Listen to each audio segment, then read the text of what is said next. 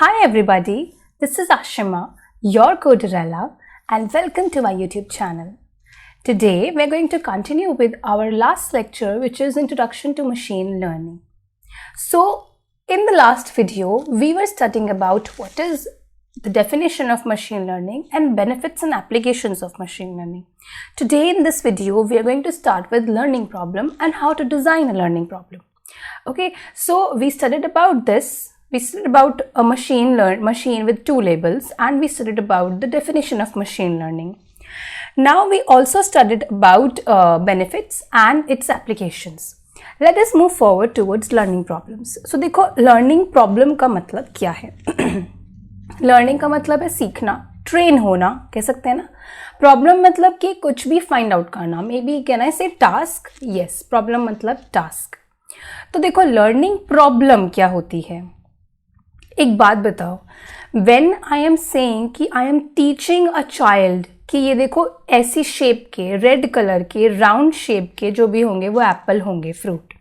तो I am teaching the child. तो उसके लिए लर्निंग है, उसके लिए ट्रेनिंग है. उसके लिए प्रॉब्लम क्या होगी? एप्पल को आइडेंटिफाई करना, फ्रूट को आइडेंटिफाई करना, विच इज़ एन एप्पल. ठीक है. अब क्या मैं कहना है से कि उसके लिए ये लर्निंग प्रॉब्लम हो गई है ना. सोचो. ठीक है. तो एक चाइल्ड के लिए लर्निंग प्रॉब्लम क्या होगी? To identify which fruit is this, है ना. अब बात आती है वेल पोज्ड लर्निंग प्रॉब्लम की. वेल पोज्ड का मतलब क्या है कि इफ आई से चाइल्ड को आपने एक दिन बोला कि देखो ऐसी शेप का जो है ना वो एप्पल होगा, अगले दिन वो बता देगा? मशीन तो है नहीं वो, लाइक इतना स्मार्ट चाइल्ड अगर नहीं है, हम ये वाला केस लेके चलते हैं, तो नहीं बता पाएगा. आपको उसको 3-4 दिन तक बताना पड़ेगा कि देखो ये वाला एप्पल होता है, ये वाला एप्पल होता है, ये वाला एप्पल होता है, तब वो बताएगा 5th डे कि दिस इज एन एप्पल. तो आपने पहले उससे ट्रेन किया. ठीक है.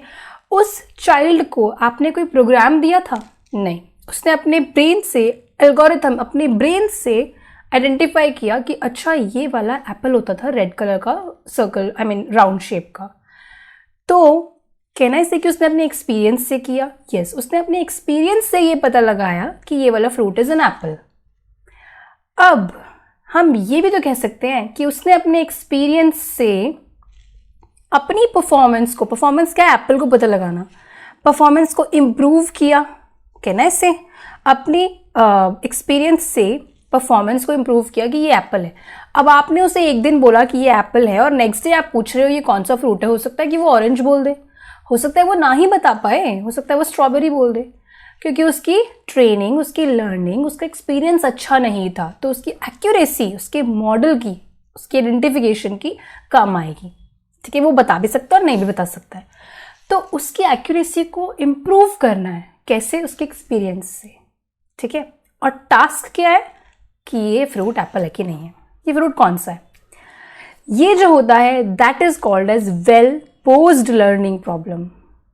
देखो मतलब well posed learning problem is there is a task T. एक टास्क है टी जो हमें करना है based on an experience E, मतलब किसी एक एक्सपीरियंस को लर्न करके आपको अपने परफॉर्मेंस को इम्प्रूव करना है, which is called as P.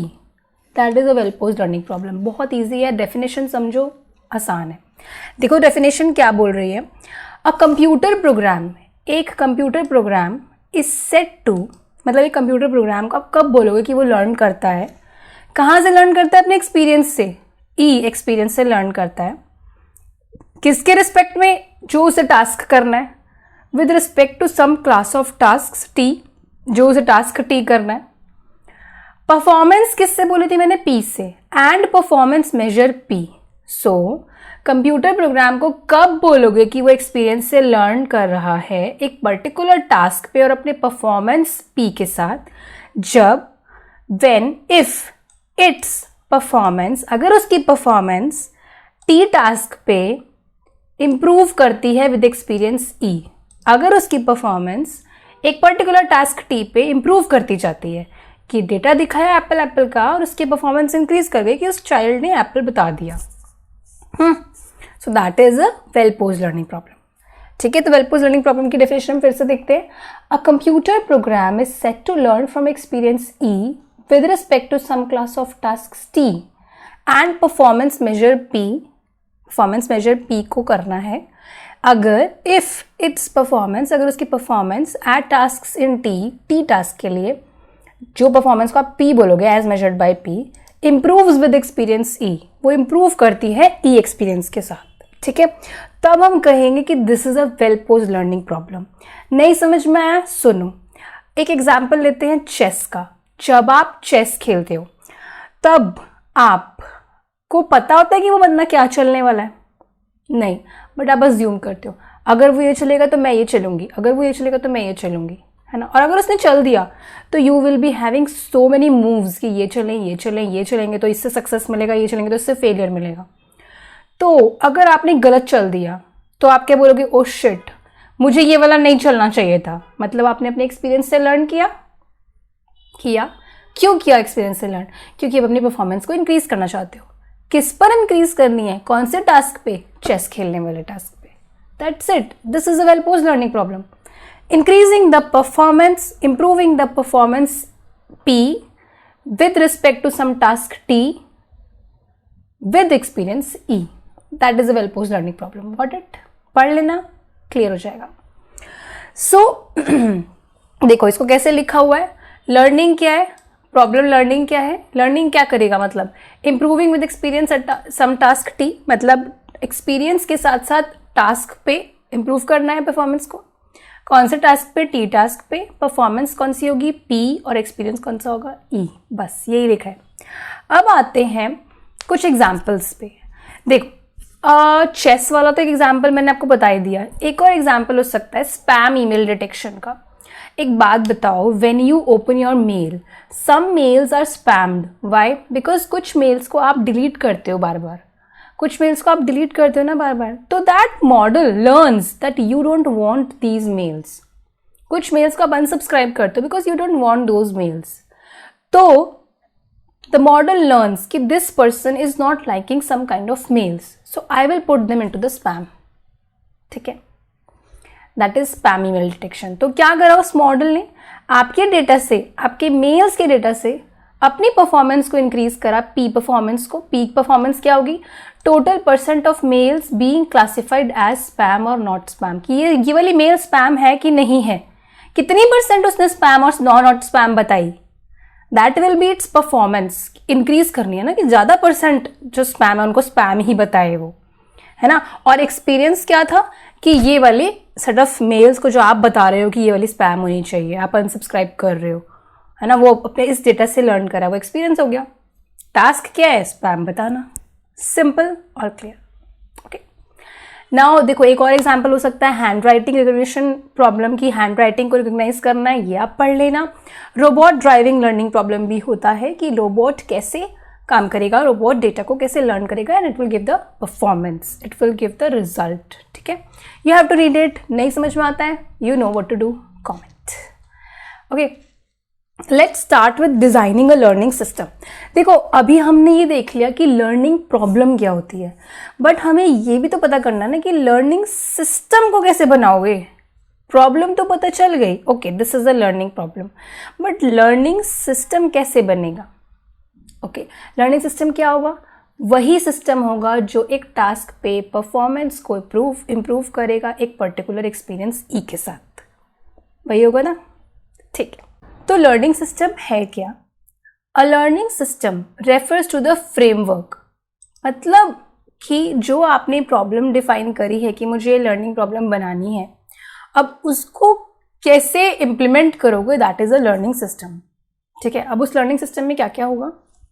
It consist of algorithms, obvious उसमें एल्गोरिथम होगा, उसमें मॉडल होगा और उसमें प्रोसेस होगा बनाने का। ठीक है, अब आप सोच रहे होगे कि लर्निंग सिस्टम है क्या, है ना, कि मैम ऊपर से बता रही हो what is a learning system actually. देखो ये जो है ना, ये ही लर्निंग सिस्टम है। देखो लर्निंग सिस्टम क्या कर रहा है? डेटा से ट्रेन हो रहा है, लर्न कर रहा है डेटा से, एल्गोरिथम से वो मॉडल बना रहा है, मॉडल आउटपुट दे रहा है, यही है लर्निंग सिस्टम। अब इसमें लर्निंग प्रॉब्लम डिफाइन हो रही है, well posed learning problem define हो रही है। वो क्या है? That it is learning from the data, and data को एक्सपीरियंस को, डेटा क्या है एक्सपीरियंस, तो एक्सपीरियंस से लर्न करके अपने परफॉर्मेंस को इम्प्रूव करना है एक पर्टिकुलर टास्क पे।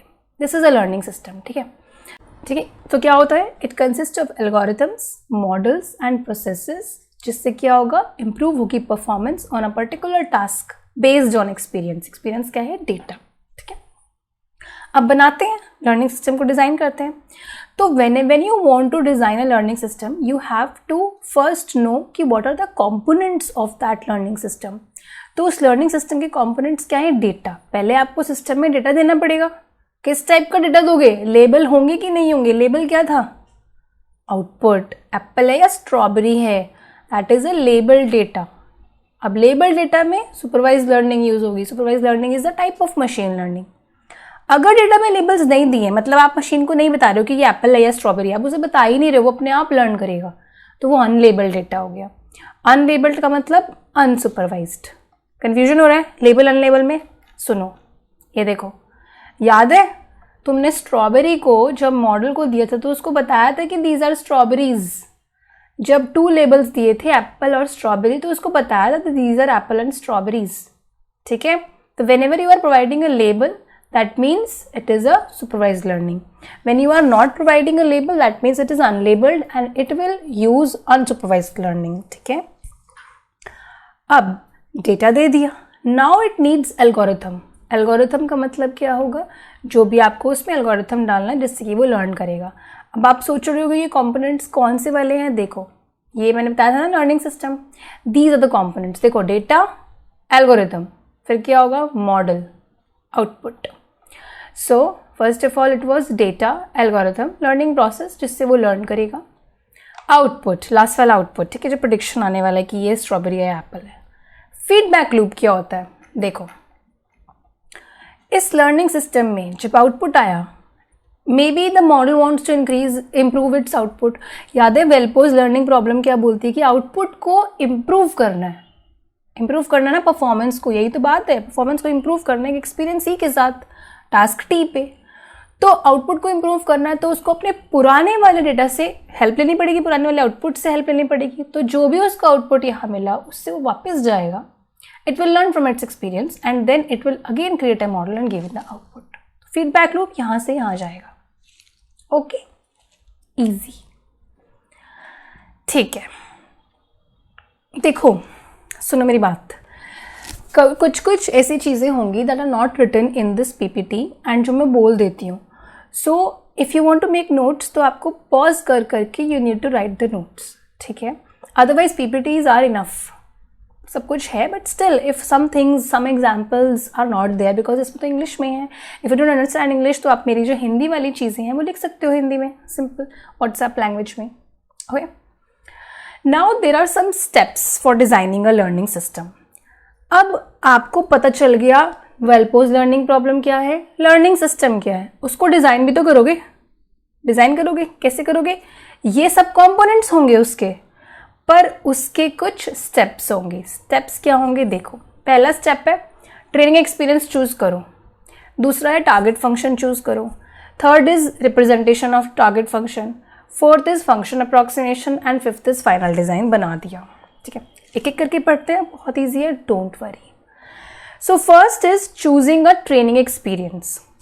देखो, ट्रेनिंग एक्सपीरियंस क्या होता है, आपने चाइल्ड को बोला देखो बेटा दीज आर द एप्पल्स जो कि राउंड में होंगे, रेड कलर के होंगे, ये जो ऑरेंज कलर का होगा वो ऑरेंजेस होंगे। ठीक है, जो थोड़ा ग्रीनिश होगा वो ग्रेप्स होंगे। आप उन्हें बता रहे हो ना ये चीज़ें, क्या दे रहे हो, अब उसे डेटा दे रहे हो चाइल्ड को। डेटा क्या मैं बोल सकती हूँ, एक्सपीरियंस दे रहे हो, ट्रेनिंग एक्सपीरियंस दे रहे हो, क्योंकि आप उसके ब्रेन को ट्रेन कर रहे हो, तब हम कहते हैं ट्रेनिंग एक्सपीरियंस। अब वो ट्रेनिंग एक्सपीरियंस कैसा होना चाहिए, वो ऐसा होना चाहिए कि उससे सक्सेस ज़्यादा हो उससे हमारे प्रॉब्लम को फाइंड आउट करने का, एक्यूरेसी ज़्यादा आए। अब जो आपके फेशियल रिकग्निशन सिस्टम बने हैं, maybe in your university there is a facial recognition system for your attendance, automatic attendance. अब आज तो उसने आपको रिकग्नाइज कर दिया, मे बी कल ना करे तो उसका डेटा में एक दिक्कत हो सकती है, then the team will ask you to come again and give your data again, because आपका डेटा अच्छे से नहीं गया होगा. तो your training experience for the model should be very accurate, very properly. ठीक है, डेटा ऐसा दो जिससे एक्यूरेसी ज़्यादा हो, सक्सेस ज़्यादा हो. ठीक है, ओके. नेक्स्ट स्टेप क्या होता है? Choosing a target function. Suppose आप खेल रहे हो चेस. आप खेल रहे हो किसके साथ? कंप्यूटर के साथ. खेलते हो, बचपन में बहुत खेला है. Even I have played so many times chess in my laptop. It was so much fun. तो अब देखो, आप खेल रहे हो चेस, ठीक है, कंप्यूटर के साथ खेल रहे हो. अब कंप्यूटर क्या करता है? आपको उसने पहले ये बता दिया, आई मीन आपके साथ वो खेल रहा है, and the computer is trying to do what? आपके मूव्स से अपने मूव्स को डिसाइड कर रहा है. यही होता है, नॉर्मल ह्यूमन बीइंग भी यही करेगा. अब जैसे ही आपने चला तो it will what it will think, या फिर आप क्या सोचोगे कि नेक्स्ट मूव क्या होगा मेरा, नेक्स्ट मूव कैसा होगा कि मेरा output success they, it make me win the game. तो नेक्स्ट मूव मेरा एक फंक्शन बन गया. तो आपके पास टारगेट फंक्शन होना चाहिए. नेक्स्ट मूव क्या होना चाहिए? ठीक है. थर्ड सुनो, choosing representation of target function. Representation का मतलब उस फंक्शन को कैसे इक्वेशन की फॉर्म में लिखोगे. ठीक है, what will be the representation, उस टारगेट फंक्शन को कैसे लिखोगे. अब टारगेट फंक्शन में नेक्स्ट मूव आपने लिया है, तो नेक्स्ट मूव क्या एक ही होगा? दिमाग में कितने मूव्स चल रहे होंगे? 3-4. ये वाला चलना चाहिए या फिर ये वाला चलना चाहिए. There will be multiple target functions in your mind. तो नेक्स्ट मूव फंक्शन जो है उसके अंदर 4-5 मूव्स होंगे कि ये वाला चलूंगी, so I will get more success, I might win the game. अब उसके लिए डिफिकल्ट हो जाएगा. ये वाला मूव चलेंगे तो बेटर रहेगा, या फिर ये वाला मूव चलेंगे तो बेकार होगा. मल्टीपल मूव्स होंगे. टारगेट फंक्शन की प्रेजेंटेशन चूज करो. अब स्टेप 4 क्या है? Function approximation. फंक्शन तो मिल गया, ठीक है, फंक्शन मिल गया, रिप्रेजेंटेशन मिल गई, इक्वेशन मिल गई फंक्शन की. अब you have to approximate it, optimise it. सिर्फ यही नहीं जानना है कि this move will make me win the game. I want to know what will be, which step will give me the high success rate. किसमें मेरा success rate ज़्यादा होगा? Approximation, optimisation. कि मैंने अगर ये वाला मूव चला तो 99% श्योर है कि मैं जीत जाऊंगी, और अगर मैंने ये वाला मूव चला तो 80% श्योर है कि मैं जीत जाऊंगी. Success rate. So there are some things, some approximation techniques that you will apply in this step. ठीक है. Final design clear. I got my system. मेरा सिस्टम बन चुका है, चेस खेलने वाला मॉडल बन चुका है. Now this model is going to play chess with the help of those functions. This is my designing of learning system. है ना? समझ गए? नहीं समझे तो सुनो क्या करना है, वीडियो को दोबारा देखना है. If you feel like कि video is very slow, because I have made this video for all types of, all categories of people. तो if you find कि ये बहुत slow है, 1.5 की स्पीड में देखो, and if you are a pro then watch it in 2 speed, 2x speed. ठीक है.